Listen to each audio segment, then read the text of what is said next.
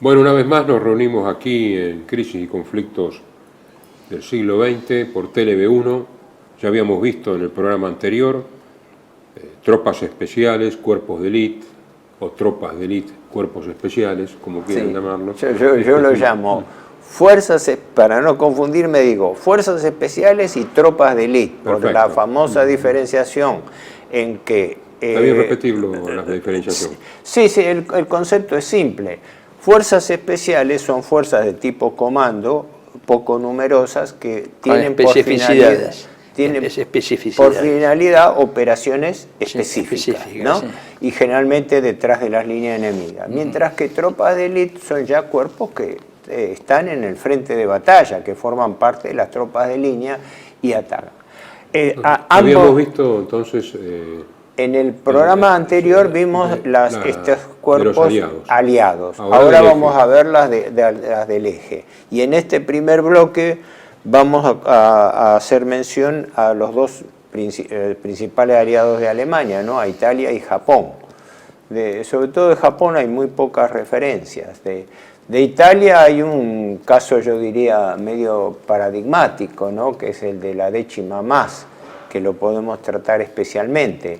No sé si hubo otros cuerpos parecidos, pero expliquemos para los oyentes. Sí, estuvo inclusive en la división de las Waffen-SS, la 29 pero división estaba dentro de Waffen-SS. Como cuerpo especial, italiana, la décima, la décima más que del príncipe Valerio. Y después la legión Barbarigo y la legión...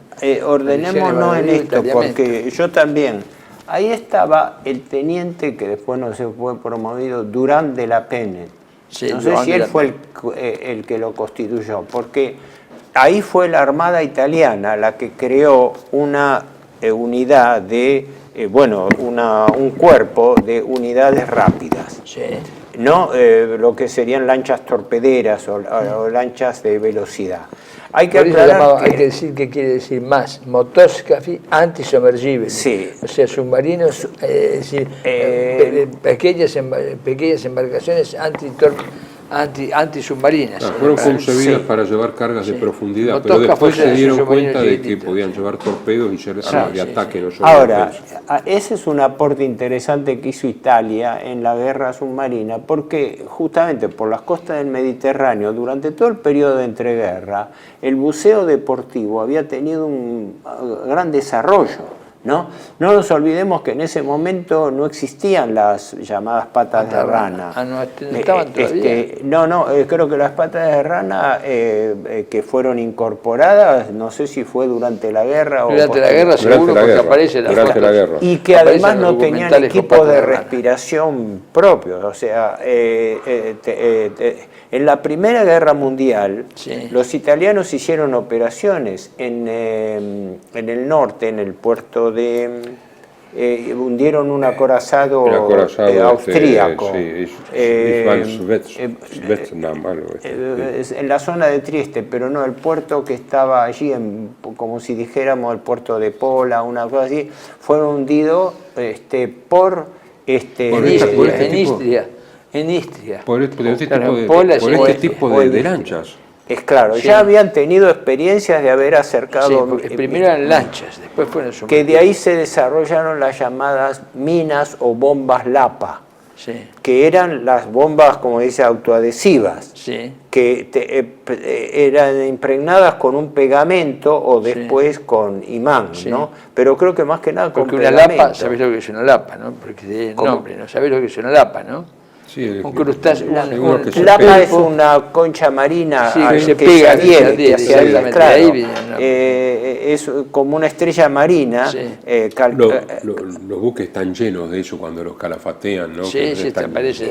Claro, que se adhiere. Entonces, de esos... Y los italianos en ese sentido hicieron un aporte novedoso y crearon entonces de esa unidad especial varios grupos especializados, sobre todo de buzos militares, que fueron el maiale, que era un torpedo tripulado. Claro, incluso vienen... Maiale es cerdo en italiano.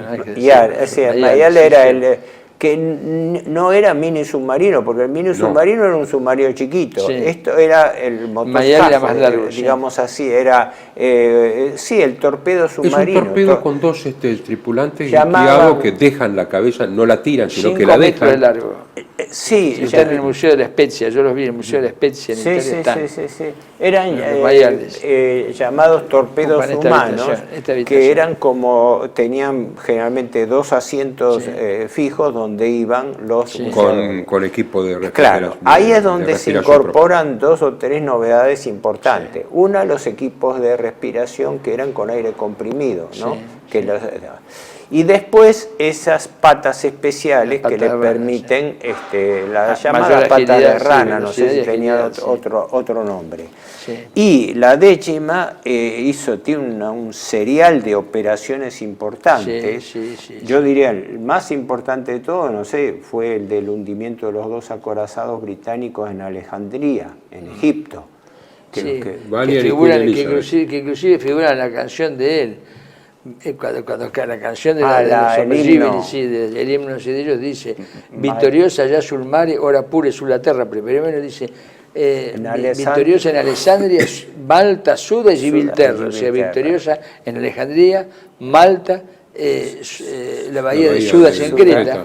Creta es la bahía de Suda. Y Gibilterra es Gibraltar. Las más hunden al crucero York. Victoriosa de Alessandria, Malta, Suda y Gibilterra. El crucero York es el gemelo del Exeter que peleó acá en el Río de la Plata contra el Aspe. Bueno, fueron características las operaciones que hacían contra buques en Gibraltar desde Algeciras, porque como están en la bahía, estaban enfrente, y utilizando después en los mayales, los torpedos, se llamaban torpedos humanos, creo que el que era la mejor escuela de tácticas, de este tipo de táctica de guerra del mundo. Los alemanes iban a estudiar a la Spezia para después sus propios desarrollos. Sí.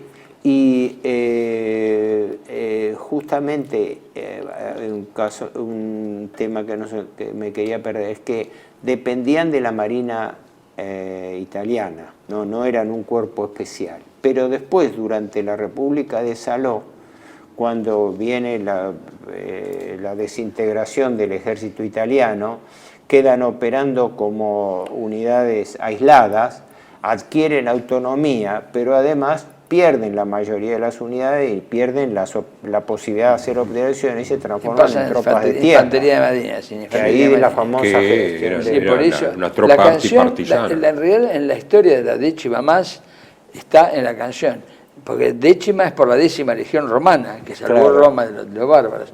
Décima flotilla nostra che befaste l'Inghilterra.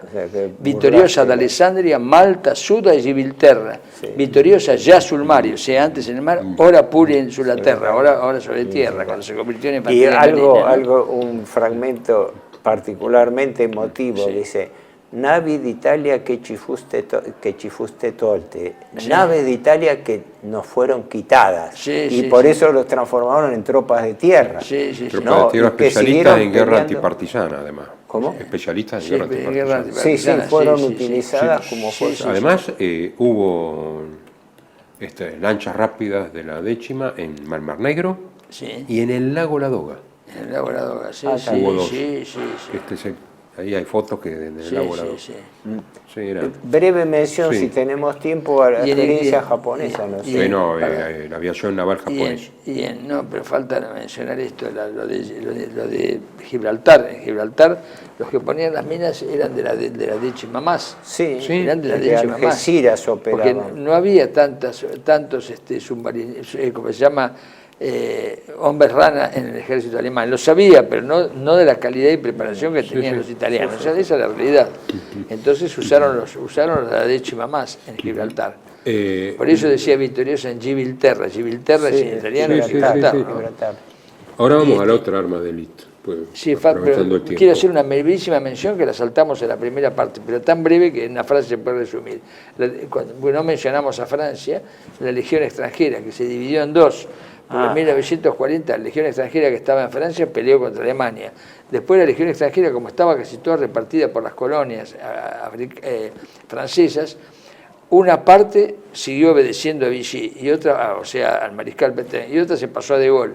Y el único combate importante que tuvieron fue en África, en Bir Hakeim, donde fueron derrotadas por Rommel, ¿no? En Bir Hakeim fue el combate de la legión extranjera contra el África Corps. Fíjense hasta qué punto sería un arma de élite la aviación naval japonesa, que en realidad era servicio aéreo de la Armada Imperial japonesa, que cada año de los postulados solo entraban el 10 o el 12%. Sí, exactamente. La preparación que tenían que tener conduciendo aviones para ver la altitud, porque se dividía en aviación de caza, aviación de ataque en picado y aviación de bombardeo y de reconocimiento, ¿no? Sobre todo la aviación de caza naval japonesa con el famoso Zero, que era el avión, caza formidable, el avión más liviano y maniobrable que existía. Hasta que los Hellcats, los norteamericanos lo superaron, pero que lo copiaron del Zero, dice que cayó en las Aleutianas, un aterrizaje forzoso en las Aleutianas. No tenía casi blindaje, pero era un avión muy maniobrable. En manos de esta gente era un arma mortífera. Luego, ¿qué pasó? Esto le juega en contra. Era tan selectiva, pero tan selectiva la preparación. Claro, que al final no tenían cantidad de pilotos. Que no podían reemplazarlos. Tenían ases, pero no pilotos. Ese es el problema. No podían reemplazar los portaaviones. Vamos a recordar los nombres que merece que se los recuerde, los grandes ases de la aviación japonesa. El más famoso es el capitán Saburo Sakai, que quedó ciego de un ojo, con un pulmón perforado, ciego de un ojo por un balazo en la cabeza y sin parabrisas, voló 1000 kilómetros sobre el Océano Pacífico hasta llegar a Rabaul, en Nueva Guinea, cuando los japoneses todavía estaban en Nueva Guinea. Es una proeza que creo que no tiene antecedentes, ni nadie la pudo alcanzar a esa, ¿no? Los capitanes Saburo Sakai, Masahisa Saito, Tadashi Nakajima, que después escribió el libro sobre la aviación naval japonesa, el mayor Minoru Genda, que después llegó a general después de la guerra, el mayor Rikihei Noguchi, que también escribió el libro con Tadashi Nakajima, y después otros pilotos que eran Takeo Fukuda, Nishizawa, Muto, Ota, Takatsuka, Sugita y Junichi Sasai y otros. Toda esa cantidad de hombres fueron ases. Pero ¿qué pasa? Eran ases que no había cantidad de pilotos, había muy buenos, excelentes, que capaces de sobrevivir eran realmente las cosas que hacían con el avión eran increíbles, y pasaban las barreras de fuego enemigas. Pero ¿qué pasa? Perdían un piloto y no había, por eso al capitán Saburo Sakai, que es uno de los que sobrevivió, y a Muto también, y a Takatsuka, lo sacaron del frente porque dijeron, los vamos a perder, tenían que formar camadas nuevas de pilotos. Porque para el piloto kamikaze no era necesario que fuera un piloto consumado. Algo parecido, pero en menor escala, ocurrió con los pilotos alemanes también. Toda la generación de pilotos de la primera línea, incluso en aviones de alto porte, de transporte y bombardeo alemanes, había pilotos que habían actuado ya en la Lufthansa como pilotos civiles que fueron incorporados a bombardeo. En la interguerra, a bombardeo. Y después la calidad de los pilotos primeros de bombardeo, que después con el correr del tiempo fueron perdiendo, pese a que algunos... Porque no podía haber tantas horas de vuelo por la falta de combustible. Claro. Ese era el problema de Japón, porque Japón, no te olvides que tenía un problema crónico, que la falta de la guerra empieza por el combustible, y Estados Unidos hábilmente le corta las posibilidades de tener combustible, y por eso atacan Singapur, y atacan Malasia, y atacan Borneo, por la falta de combustible. ¿Cómo vas a entrenar sin combustible? Sí podían hacer la entrenación física y con planeadores, pero no podés hacerlo. En el caso de la aviación naval japonesa, se tardaba a veces varios años antes que le dieran el brevet para poder volar. Por supuesto. Salvo en el final, que en el final empezaron a incorporar cuando empezó la Fuerza Especial de Ataque Kamikaze, ¿no? Ahí y después ahí el ataque kamikaze era la inversa de eso, enseñarles a despegar, porque y mantenerse incluso no llevaban combustible de regreso, porque la bomba reemplazaba el peso del combustible. Y ya iban se sabía que sí o sí a un camino sin regreso, ¿Y acá querés que hablemos ya de los kamikaze o no? La Fuerza Especial de Ataque Kamikaze. Claro, esto de kamikaze en japonés quiere decir viento divino, kami son los dioses, viento los dioses, kase es viento y kami los dioses. Porque acá lo que hay que tener en cuenta es que acá es bueno decirlo, porque acá hemos hablado de las tropas de élite en varios lados, y es lo siguiente, el espíritu que anima esas tropas, porque sin ese espíritu la especificidad la especificidad es un problema técnico. En cambio el espíritu no, porque el espíritu es el que lleva, el que crea el guerrero no existe sin espíritu, la especificidad sola no basta, si no serían todos ingenieros y los héroes serían ingenieros. El tema de esta fuerza especial está ligada al tema del Hagakure, ¿no es cierto?, al código de honor de los samuráis. Es inseparable de esto, porque es inseparable en la historia de Japón, estas cosas no se pueden separar. Esto es del Kojiki y del Nihonji, que son las dos crónicas originarias de Japón, desde allí en adelante. Toda la historia del Japón pasa por esto, ¿no?, por el tema de la presencia de los dioses, que hace que uno pueda tener una religión, creo que lo dije en un programa anterior, que uno pueda tener una religión, naturalmente en Japón la mayoría es budista, no sobre todo budismo zen, bueno, pero hubo kamikazes católicos, cosa que alguna gente, hubo kamikazes católicos e inclusive protestantes, los hubo, o sea, conversos, los hubo, están las cartas, yo tengo las cartas acá, de protestantes católicos que invocaban a la Virgen y salían luego en misión. ¿Por qué? Porque hay que separar esto.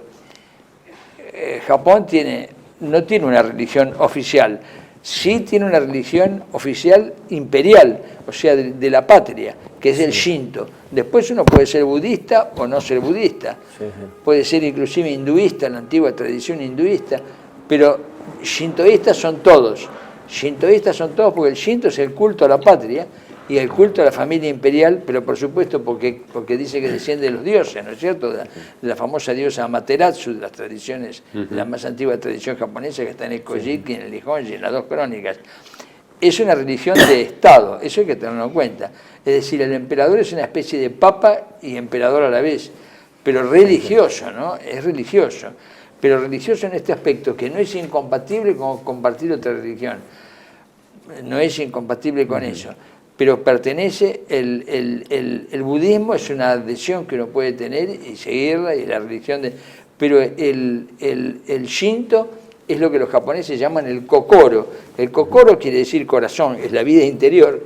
Esa interioridad es lo que lleva a hacer estas tropas especiales. Si no, no habrían existido, porque evidentemente cuando uno lee las memorias de estas personas y los relatos de estas personas, salían evidentemente sabiendo que no iban a volver, pero salían eufóricos, pero porque sabían que ellos iban a pasar a ser parte de los kami, o sea, se convertían en kami. Y esto es siempre lo señalo, y quiero señalarlo una vez más, que lo mal que está empleada la palabra kamikaze, cuando hoy día cualquiera que se inmola, le dicen kamikaze. El kamikaze solo atacaba blancos militares, justamente en defensa de su nación, de su emperador, de su tradición. Un sacrificio patriótico. Cuando se dan cuenta de que no pueden enfrentar la abrumadora superioridad estadounidense y el desmedro además de la preparación de los pilotos, y dicen que vamos a morir lo mismo, vamos a morir por lo menos cargándonos al enemigo. Digamos, ¿no? Una era el aspecto práctico, que la proporción de bajas de la aviación japonesa era terrible por la mayor calidad de la aviación norteamericana, por la preparación de los pilotos. Pero la otra era por el espíritu japonés, que el kamikaze, el piloto kamikaze, partía de una base de sacrificio, porque sabía que su sacrificio iba a defender a su familia, a su población civil, porque Japón estaba siendo impunemente bombardeada por... entonces, el sacrificio contra los portaaviones, que eran el objetivo central, de estrellarse contra la cubierta de los portaaviones, era para proteger la población. Se le ocurrió la idea? La idea se le ocurrió al capitán Miura, los capitanes Miura y Genda. Genda después fue general, pero después de la guerra, ¿no? Sí. Pero se les ocurrió la idea como una idea de, como vos decís, por desesperación. Si seguimos así nos quedamos sin un piloto y sin un avión. Entonces, ¿qué hacemos? Necesitamos... Alguien tiene que sacrificarse. Y el que adoptó la idea, los escuchó y adoptó la idea, fue el que fue comandante de la flota especial, que era de la Cuerpo Especial de Ataque Kamikaze, que era el vicealmirante Takijiro Onishi. y su segundo, el vicealmirante Matome Ugaki, que había sido a su vez jefe de Estado Mayor del gran almirante, o sea, mariscal de Marina, y Soroku Yamamoto, y fue uno de los que acompañaba a la escolta de Yamamoto en Rabaul cuando fue derribado su avión, ¿no? Bueno, tenemos que... Sí, redondeamos este primer bloque destinado... Sí, por eso, pero déjame decir esto. Ugaki demostró esto porque después de la rendición de Japón, el único que salió a atacar la flota enemiga, diciendo eso que dice Horacio, a atacar al enemigo, no a civiles ni a bombardear, es el vicealmirante Matome Ugaki, que dijo, por primera y última vez desobedecer una orden del emperador, me voy a arrojar sobre el arrogante enemigo. Y los compañeros eran todos, inclusive el mecánico que trabajaba en la base. Y esto es una cosa increíble porque Japón vive por eso. No vive por sus tecnologías, sino por esto. La grandeza de Japón, inmensa grandeza de Japón está en esto. Por eso, ojalá algún día decir la verdad sea políticamente correcto, ¿no? Que ahora no se puede decir la verdad. Es verdad que no se puede decir porque no son políticamente correctos. Ojalá algún día sea... Pero hoy en día nadie niega el valor de los kamikazes. Pasamos a los otros dos bloques. Sí. Ok. Tele-V1 se complace en anunciar que estará transmitiendo en su canal Tele-V1 Clips valiosos programas emitidos antes de la censura sufrida. El lienzo prohibido, el revés del derecho, combates por nuestra historia, disenso, historias de Malvinas, entre otros que podrán encontrar en este enlace.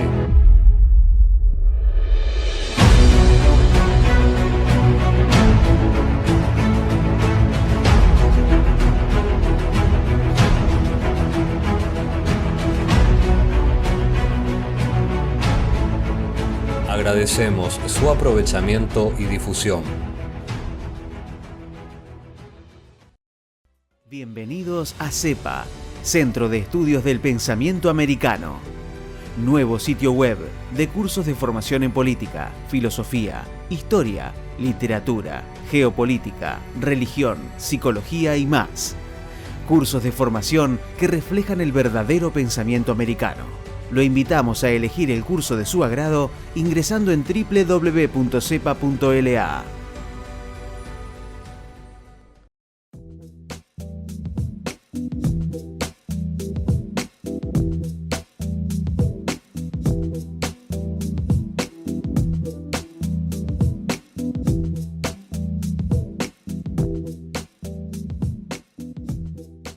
Decir siempre la verdad primero tiene un precio. Dependemos de tu ayuda. Tele-V1, toda la verdad primero.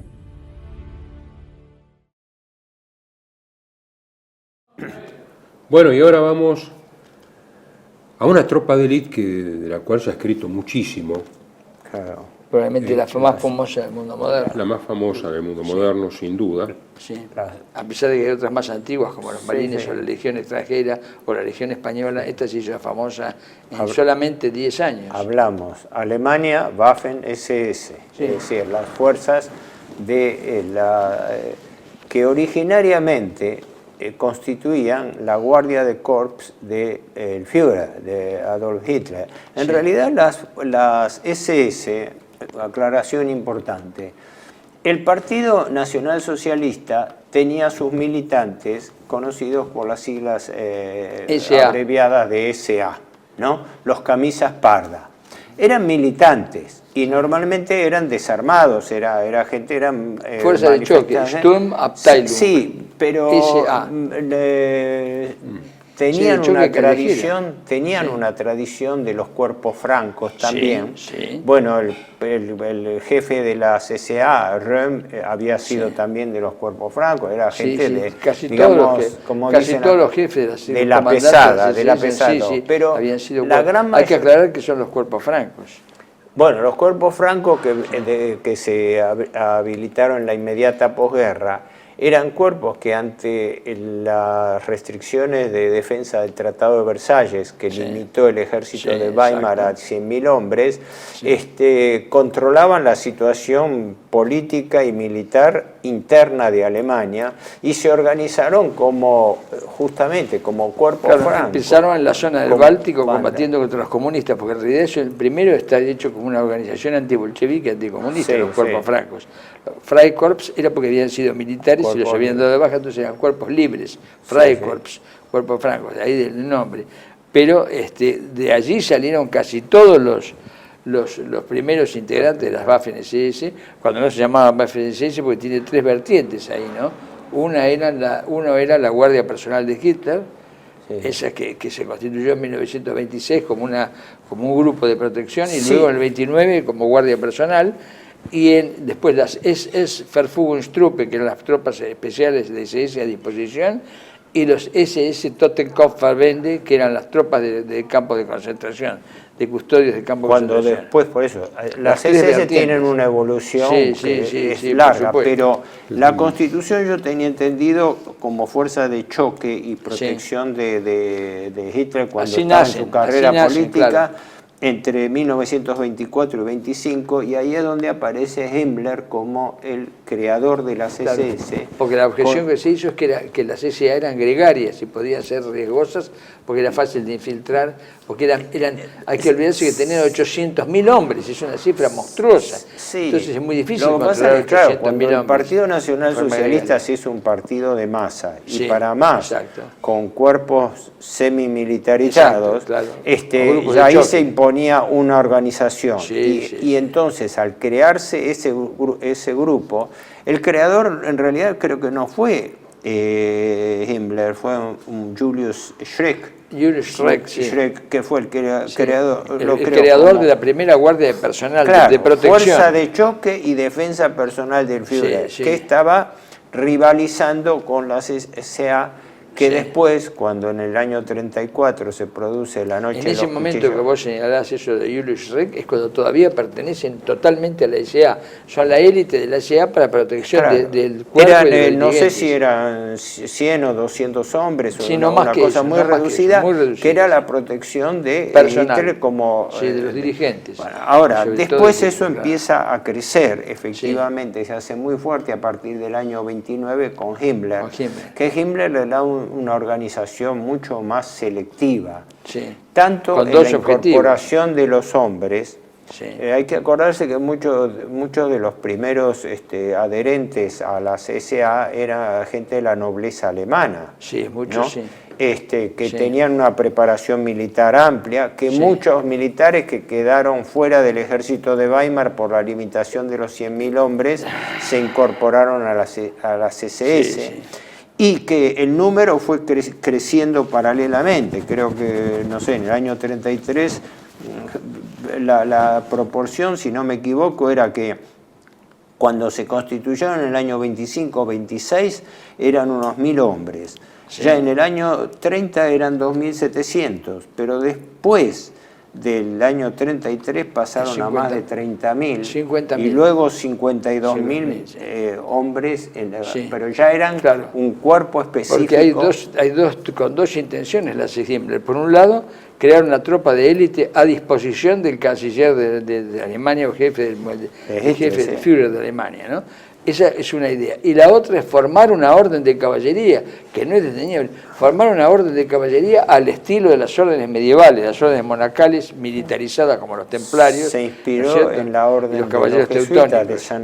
No, eso es en la obediencia. Eso bueno, se atribuye que... No, eso es una superficialidad. Y digo porque le dijeron, sí, Himmler es como mi San Ignacio Loyola porque obedece ciegamente. Pero les dijeron, no, acá lo que necesitamos es una orden de monjes guerreros. Eso es lo que pensaba Bueno, la idea esa de monjes guerreros. Monjes, pero no jesuitas. El monacato y el jesuitismo son dos cosas incompatibles. El monacato medieval, él pensaba en los monjes benedictinos, en el Cister, en los monjes medievales, sobre todo los templarios, y en los el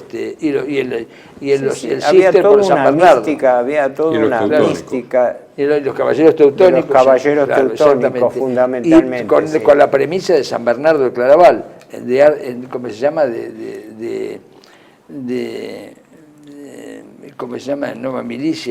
La nueva milicia que hizo Bernardo de Claraval, ¿no? No, estamos de acuerdo en eso. Y la idea es esa. Ahora, que eso no se pudo hacer por la guerra y por demás cosas, pero los castillos de la orden estuvieron, por eso están los castillos de Wewelsburg y Sonthofen, ¿no? No, quería decir simplemente de que, como estamos hablando de tropas de élite, vamos a hablar específicamente de las Waffen, claro. Todo lo que es la Orden Negra es otro tema. La Allgemeine, yo lo dije para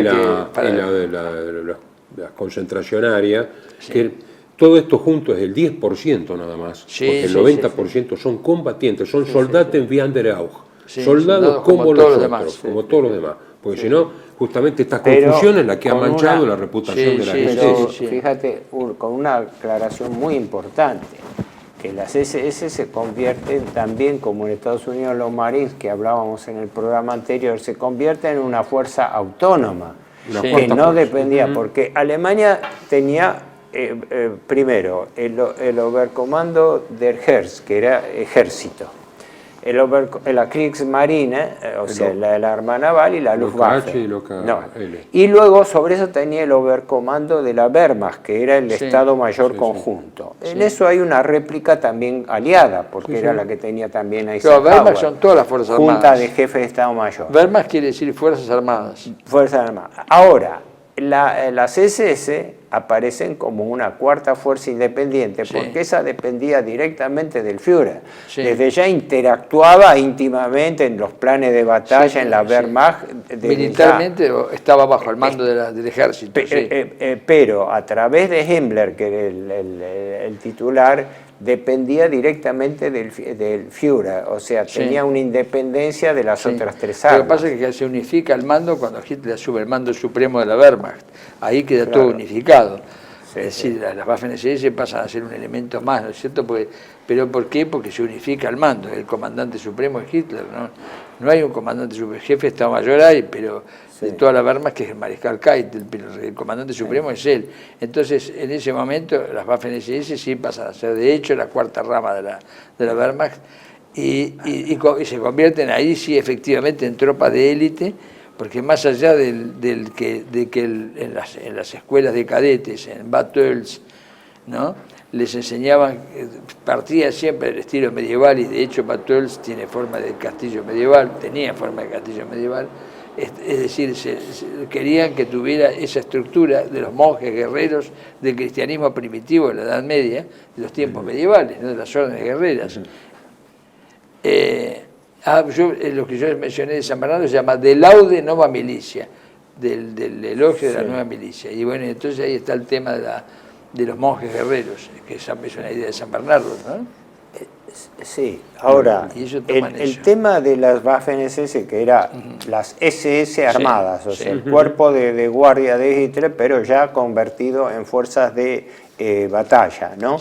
El desarrollo comprende efectivamente distintas funciones. Estaban también los Totenkopf, que era la guardia externa de los campos de concentración. Había varias ramas, creo que termina siendo una división Panzer. 6 o 7, pero fundamentalmente delegan esas funciones en la policía, y pasan a ser una división La característica de las SS estaba, primero, en su alta calificación.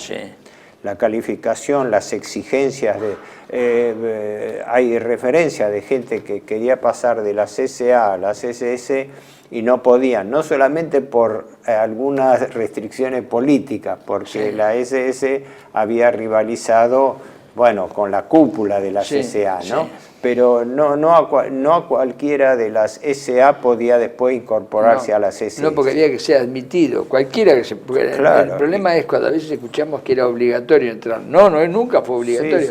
Era obligatorio entrar al ejército, a la marina o a la fuerza aérea, según el número que le tocara. Criterios raciales, que después, en las postrimerías de la guerra, fueron cambiadas cuando se admiten unidades SS extranjeras.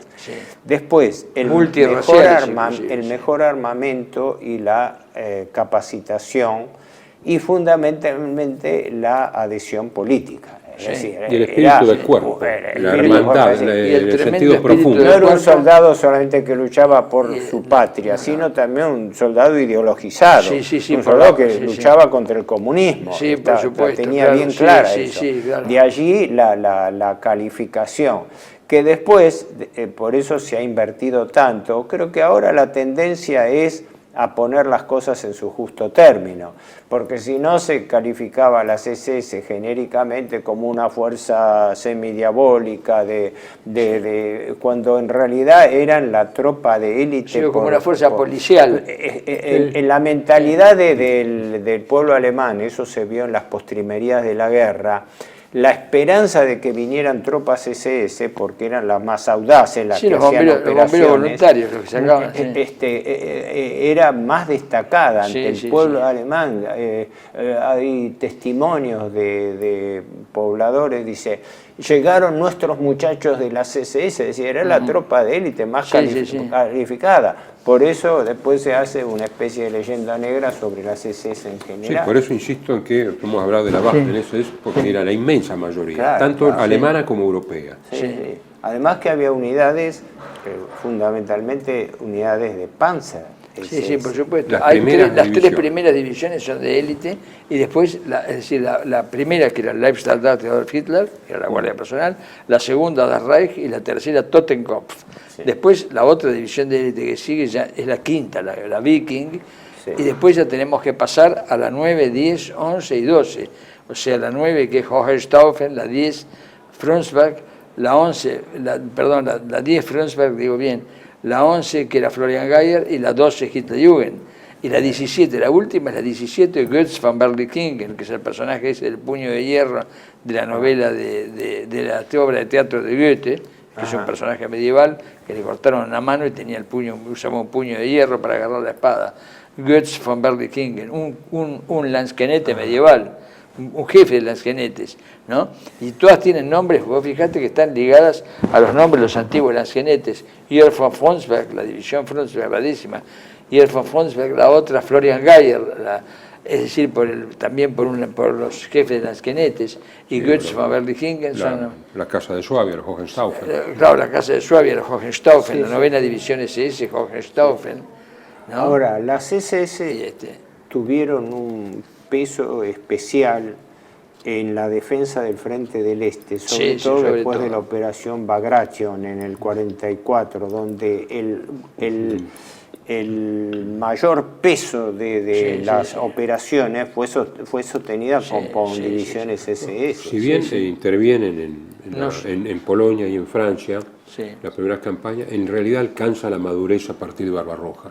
La gran madurez, La gran madurez y está más asociada, a pesar de que en el 44 ha combatido muchísimo después de la invasión aliada de Normandía, está muy asociada al Frente del Este y a la defensa más que al ataque. O sea, más a la persecución adelante. Claro, por la terrible batalla en el Frente del Este, pero no te olvides que antes de eso la conquista de Yugoslavia y de Grecia son proezas de conquista, no de defensa, sino de conquista. La defensa viene después. Y después como punta de lanza de la ofensiva de las Ardenas. Claro, ahí en forma selectiva, por supuesto.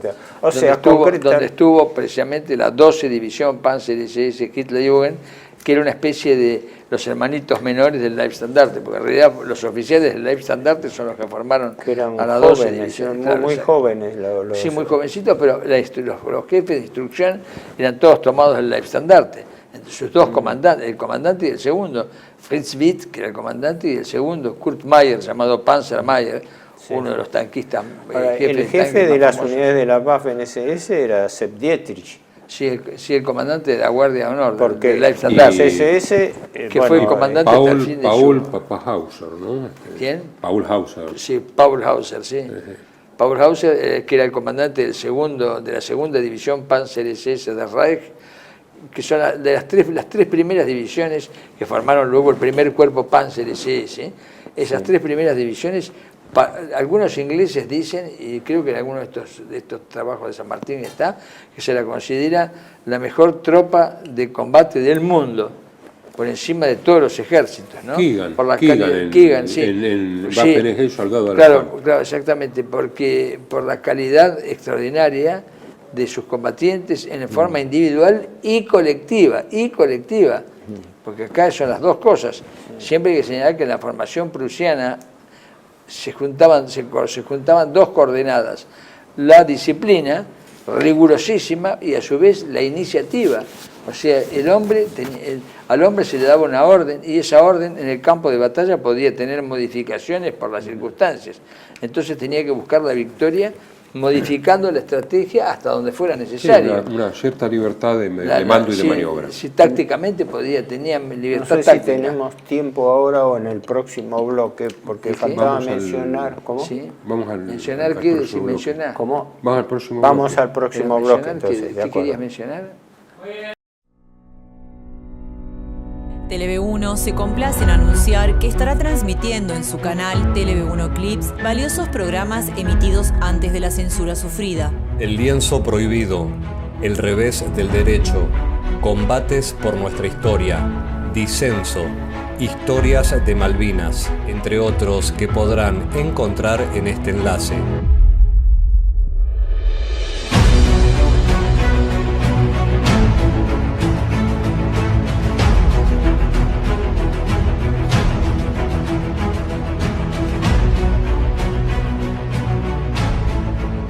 Agradecemos su aprovechamiento y difusión. Bienvenidos a CEPA, Centro de Estudios del Pensamiento Americano.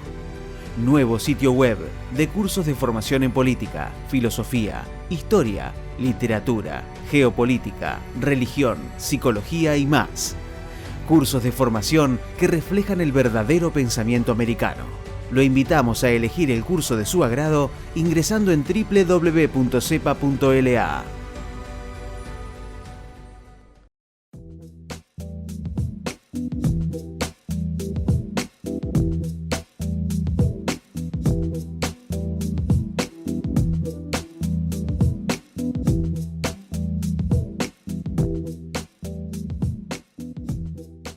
Decir siempre la verdad primero tiene un precio. Dependemos de tu ayuda. TLV1. Toda la verdad primero.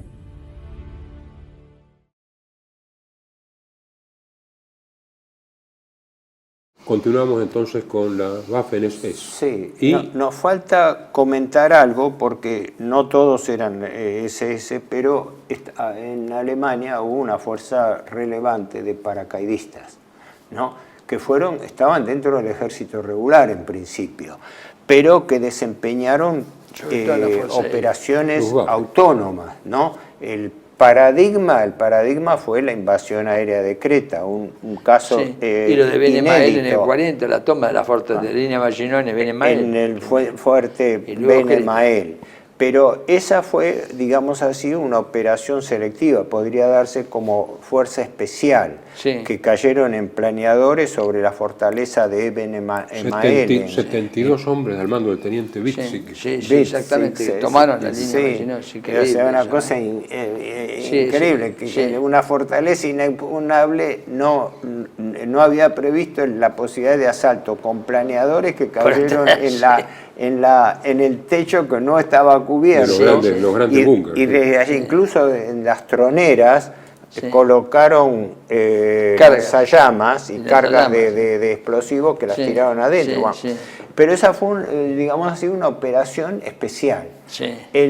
La invasión de Creta fue, creo que inédita, porque no hubo otra durante la guerra, de una invasión totalmente a cargo de tropas aerotransportadas, ¿no? 5.000 primero y 4.000 después. Claro, que justamente, pese a que el resultado fue exitoso, pero la proporción de bajas fue comparativamente alta y a raíz de eso se decidió no volver a hacer operaciones independientes. No hay que olvidarse que en la isla de Creta, los aliados, decía en mayoría en ingleses, claro, ahí eran ingleses nada más.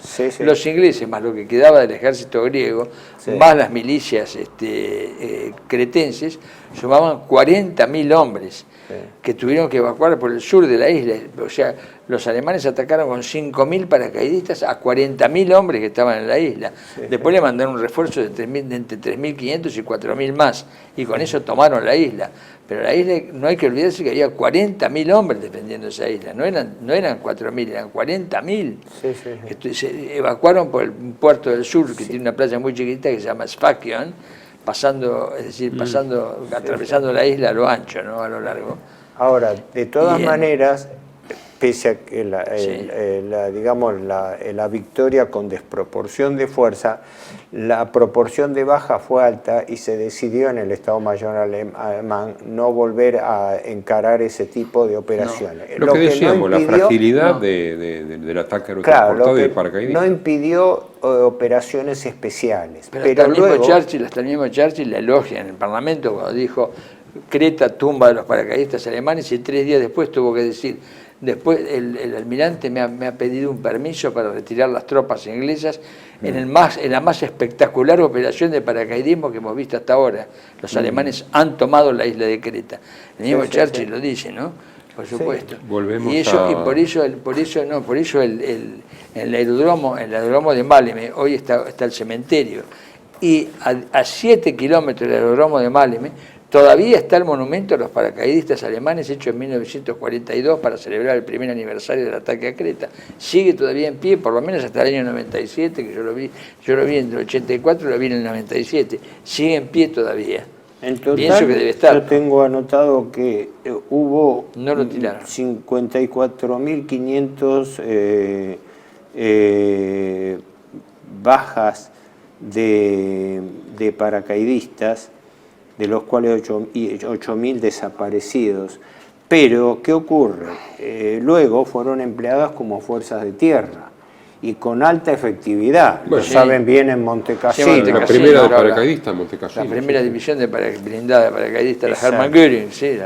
Un caso especial, porque en ese caso se trataría de un encasillamiento de tropas de élite, ¿no?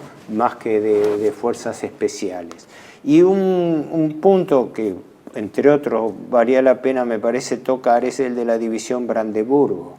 Sí. Porque la división Brandeburgo fue una división especial que fue creada con miembros de la Abwehr, que el Abwehr era la Oficina de Inteligencia Militar Alemana que dirigía el almirante Canaris, que fue tardíamente, en el año 43, constituida para operaciones especiales.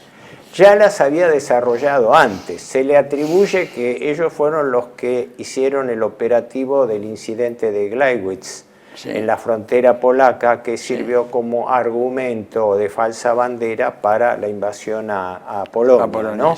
El Gleiwitz. Pero luego hicieron una serie de operaciones específicas en Bélgica y Holanda. Estuvieron particularmente activos en el frente occidental. Era la división Brandeburgo, que había sido creada por un tal von Hippel para tareas de sabotaje y que luego desarrollaron. Que trabajó inclusive conjuntamente con los comandos SS Friedenthal de Otto Skorzeny. Brandenburgo también estuvo, y muchas veces Skorzeny echó mano a gente de la Brandenburg para ponernos en los comandos Friedenthal. Efectivamente. Friedenthal es un pueblito de la orilla del Oder, del lado occidental del Oder, ¿no es cierto?, del río Oder, y ahí estaba el comando de... Tenemos solo 10 minutos para desarrollar las europeas.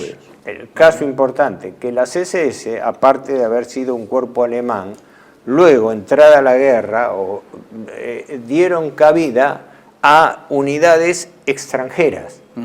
Y más todavía, no solamente extranjeras que cubriesen requisitos de ser de ascendencia alemana o nórdica en general, por eso el reclutamiento en los países bálticos, en Noruega, en Dinamarca, en Holanda, bueno, los países ocupados pero que tenían adherentes. La idea ella fue del general Gottlob Berger, que era el jefe de reclutamiento. Él había sido comando en la Primera Guerra, Gottlob Berger, y había sido cuerpo franco, y después fue jefe de reclutamiento de la SS, y a Berger se le ocurrió esta idea de pedir primero los germánicos que estaban repartidos fuera de los Volksdeutsche, o sea, los alemanes que vivían fuera de Alemania de sangre alemana.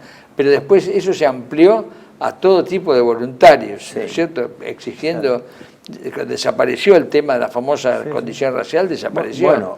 Si alguna vez existió, porque en realidad desde el principio hubo hasta tropas turcas. Turcos, buriatos, kirguises, ¿cómo se llama? Tártaros de Crimea, hindúes, hasta gurkas hubo, dentro de los hindúes, ¿no? Por supuesto, españoles hubo, españoles, el batallón Esquerra es un ejemplo de eso, pero hubo 1000 españoles que formaron los que quedaron de la División Azul, formaron la Legión Azul. Y después de eso, es Blauen Legión, la Legión Azul SS, que eran 1000, más o menos 1000 o 1500, es muy imprecisa la cifra, que ellos fueron encuadrados en las SS también, y el último batallón de esos españoles, a las órdenes del capitán Miguel Esquerra, perdió en Berlín, era una compañía, en realidad, que lo que quedó de un batallón. Importante señalar que también los franceses adheridos con la división Carlomagno. La 33 división de voluntarios franceses Carlomagno. Tuvo una particularidad, que fueron miembros de la división Carlomagno que pelearon en la batalla de Berlín. Sí, al final les tocó defender todos los alrededores del búnker. ¿El país que más contribuyó fuera de Alemania fue Dinamarca o...? ¿De qué? ¿Voluntarios? En cantidad de voluntarios para la cantidad de voluntarios, mira, lo más grande es los pueblos de Rusia en plural, no uno, sino bielorrusos, rusos, ucranianos, porque seríamos todos, ¿no? De Crimea, la mayor. Y de los países bálticos también. No, por supuesto, los países bálticos, incluye los países del este, de la mayor cantidad de los países del este. Hasta ahora han encontrado, según los últimos estudios del Caballero Jurado, han encontrado que del este la cantidad de voluntarios, no para las SS en este caso, sino que se pasaron de bando por todo tipo de cuestiones, incluyendo a ellos el cuerpo de caballería cosaco, que después pasó a las SS, son 3 millones de hombres. No existe un antecedente igual en toda la historia de la humanidad. 3 millones de voluntarios, de todo pelaje, de todo tipo, hasta algunos que simplemente querían disparar del comunismo, de todo tipo, desde el lustrabotas o el que servía el caso rancho. Del general Blasov, que... Sí, claro, el Blasov es un ejército. Yo me refiero encuadrados en las SS. En las SS, que creo que los daneses fueron la mayor cantidad de voluntarios. No, sí, que los daneses fueron muchos. Si tomamos los nórdicos en general, por la división SS Viking, y después estaba la Nordland, y una división norte, que era de montaña. Había muchos. Holandeses había muchos. Sí, todos los países holandeses, belgas flamencos y belgas balones. No, claro, lo notable fue... Franceses que se quiso hacer una segunda división, que nunca fue. La segunda división se iba a llamar Juana de Arco, Santa Juana de Arco. No se llegó por el final de la guerra, pero iba a haber una segunda división francesa, porque había más voluntarios de lo que pedían. Aparecieron voluntarios en marzo de 45. Los húngaros 2. Sí, dos Hünja y Gömbers, que tenían los nombres de dos héroes de la ¿cómo se llama?, de la guerra contra los turcos, y después de la guerra contra el comunismo. Y después el famoso León de Grel, belga, los balones. La división valona, la 28 división valona, sí. Que son balones, sí, eso sí. O sea que que es muy famosa por el personaje que tenía. Creo que arriba del número 18 eran regimentales, no eran divisionarios en cuanto a la cantidad de tropas. La cantidad no llegaban, eran nominalmente divisiones, los últimos fueron nominalmente divisiones. La última era Reichsführer. La última división en la Reichsführer. No, la Reichsführer es la 16, que es de policía, que es la que venció a los Rangers en las murallas de Roma. Bueno, esa es la última divisionaria, ¿no? Digamos, con cantidad de... Sí, divisionaria es la 16, porque llegó hasta la Nibelungen, pero la Nibelungen eran los cadetes, de la escuela de cadetes de Bad Tölz, que los encuadraron y formaron esa división llamada Nibelungen, que se forma en abril del 45. A partir del 15 de abril, o sea, en la segunda quincena de abril, la guerra terminó en mayo. Eso es una cosa nominal. Hay no sé si tenemos tiempo, ya vamos cerrando, entre las conclusiones que podemos sacar es esto, y sobre todo de esto último.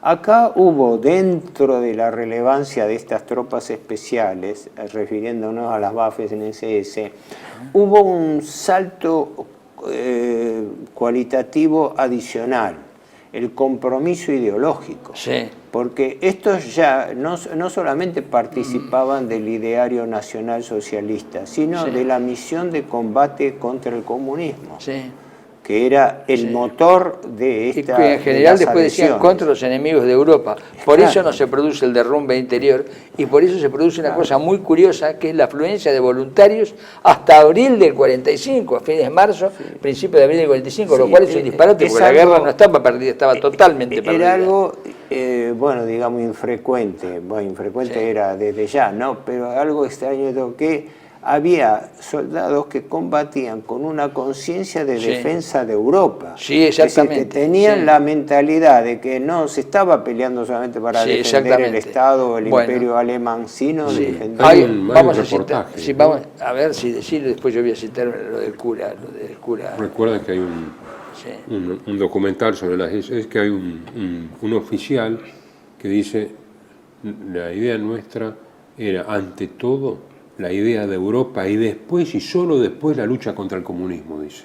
Sí, es verdad, porque era la defensa general de toda Europa, porque era algo que parte de una estrategia que en el 43, en 1943, a principios del 44, se lo dijo, Hitler cambió la estrategia de la defensa del Reich por la fortaleza de Europa, mentalmente cambió. Y con ese criterio, es el que le dice a De Grelle, cuando De Grelle una vez le pregunta, el comandante que después fue comandante de la División Valona, para que los que no lo sepan, el comandante de la 28 División SS Valona, León De Grelle le preguntó a Hitler, si usted gana la guerra, ¿dónde va a poner la capital de Europa? ¿Cuál sería la capital de Europa? Y Hitler dice, me da lo mismo que sea Praga, Viena o cualquier otra ciudad tradicional, porque...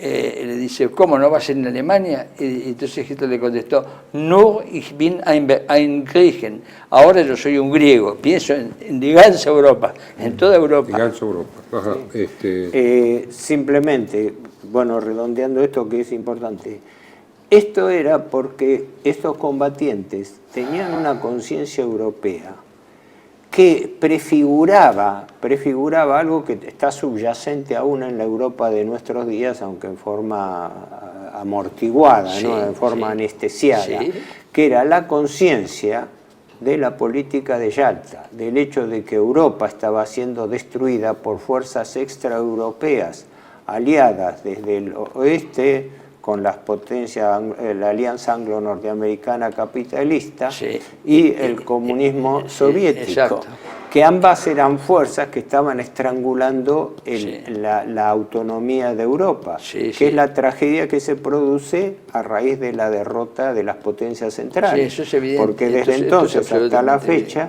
Europa pierde su autonomía, se produce lo que hemos hablado de la deseuropeización del mundo. Por eso yo voy a citar acá una frase, ¿no es cierto? Una frase de un altígrado general de las SS que fue el que rindió Italia, ¿no? En el fondo fue el que rindió Italia, el general Karl Wolff, en una visita al Vaticano, en los días que los aviones aliados destruyeron el monasterio de Monte Cassino. El cardenal secretario de Estado Vaticano era el cardenal Maglione. Y al embajador norteamericano le dijo de todo porque le habían destruido uno de los monumentos más importantes de la cristiandad, como ese monasterio de Monte Cassino, una joya sagrada para la cristiandad. Tuvo una significación. Exacto. Perversa. Y entonces, el embajador norteamericano decía, no es culpa mía, yo no mando, tenía razón. Y en una visita al Vaticano, el general Wolff, con el coronel Dolman, eso estaban las memorias de Dolman, pero tijereteadas, porque después se las sacaron, eso me lo contó Irving, que le cortaron la parte de esas memorias, donde no sé si él o Dolman, pero uno de los dos le dice al cardenal Maglione, ¿son conscientes ustedes que si nosotros perdemos la guerra, también la pierde la Iglesia Católica? La pregunta está en el aire. Después de 1945, ¿vivimos una gloria de la cristiandad o vivimos una cristiandad moribunda que parece casi una sociedad de beneficencia y no una gloriosa tradición espiritual? ¿Sí o no? Esta es la pregunta. Es el balance de la Segunda Guerra Mundial irrefutable. Sí, claro, fue la destrucción de la autonomía de Europa. Emmanuel Todd en su libro últimamente dice que hemos pasado de un cristianismo activo a un cristianismo zombie. Sí, claro. Que es como un zombie, es solamente... una sociedad de beneficencia, solidaridad. La gente sigue teniendo algunos cristianos, y ya ahora un cristianismo cero. Claro, cero. De los zombies hemos pasado a un cristianismo cero, con el siglo XXI. Eso a nivel, efectivamente, eso a nivel cultural y religioso. Y político. Pero desde el punto de vista geopolítico también, fue la destrucción de la autonomía de Europa. Claro, querido Europa Héctor, no vuelve a resurgir. Porque es como un tren, la locomotora es esa, después vienen los vagones. No es que los vagones van por otro lado. Antes de la Segunda Guerra Mundial, las potencias que decidían en Europa eran las cuatro grandes, digamos así, Alemania, Gran Bretaña Francia y Austria-Hungría, que era potente de Rusia, ¿no? En la época de, digamos, para tomar como referencia el Acuerdo de Múnich, ¿no? Las cuatro potencias centrales, Gran Bretaña, Francia por un lado, Italia y Alemania por otro.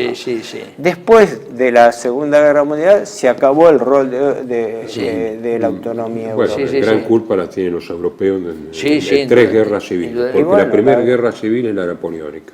Fue la guerra mundial y una guerra civil. Una guerra mundial, Pero esta concepción... el antecedente remoto, recordatorio para los espectadores. Esta constante, que yo diría que grabársela, que las dos guerras mundiales fueron parte de un mismo proceso de dislocación del poder geopolítico de Europa. Sí, exactamente. Que fueron, como bien se ha dicho, Nolte y otros más, guerras civiles europeas. Y que tuvieron como consecuencia destruir el poder de Europa en relación al mundo, y que fue producto de una conspiración en realidad de invasión a Europa por parte de potencias extra o marginales al continente. Exactamente. Lo que pasa es que siempre en la historia de la humanidad esto es una cuestión que es una invariante.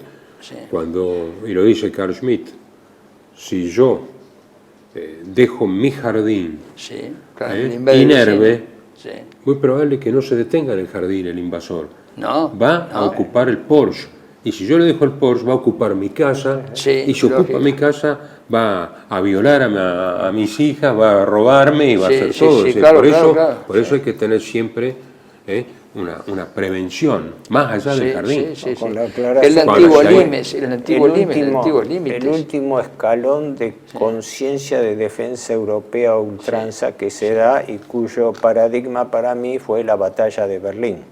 La batalla de Berlín es la batalla, probablemente una de las batallas con mucho más importante de la historia y la más relevante de la etapa contemporánea. Claro, por el simbolismo que tiene.